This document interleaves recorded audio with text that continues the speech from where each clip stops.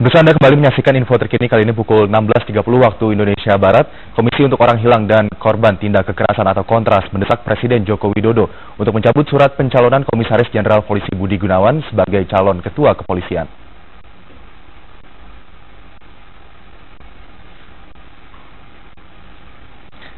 Komisi untuk Orang Hilang dan Korban Tindak Kekerasan Kontras mendukung proses hukum yang dilakukan KPK terhadap calon Kapolri Komisaris Jenderal Polisi Budi Gunawan. Koordinator Kontras Haris Azhar mendesak Presiden Joko Widodo untuk membatalkan pencalonan Komjen Budi Gunawan sebagai Kapolri.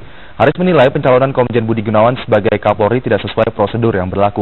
Pencalonan Komjen Budi Gunawan dinilai cacat hukum karena tidak adanya permintaan pertimbangan dari Kapolri aktif, yakni Jenderal Sutarman, menyusul ditetapkannya Komjen Budi Gunawan sebagai tersangka kasus dugaan suap oleh KPK. Koordinator Kontras Haris Azhar juga menilai Komisi Kepolisian Nasional atau Kompolnas telah gagal dalam menjembatani aspirasi publik dalam memberikan rekomendasi calon Kapolri kepada Presiden Joko Widodo.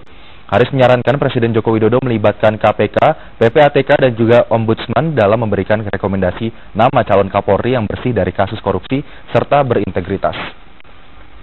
Sementara itu, pemirsa, Presiden Joko Widodo mengamati proses hukum yang berjalan terkait dengan penetapan calon Kapolri Komjen Polisi Budi Gunawan sebagai tersangka oleh KPK.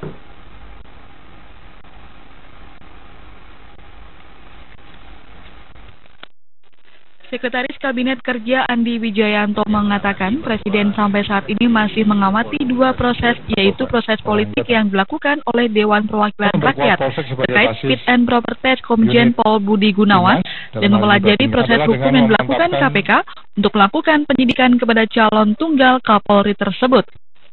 Andi Wijayanto menegaskan Presiden sedang mencari keberimbangan antara kedua proses tersebut.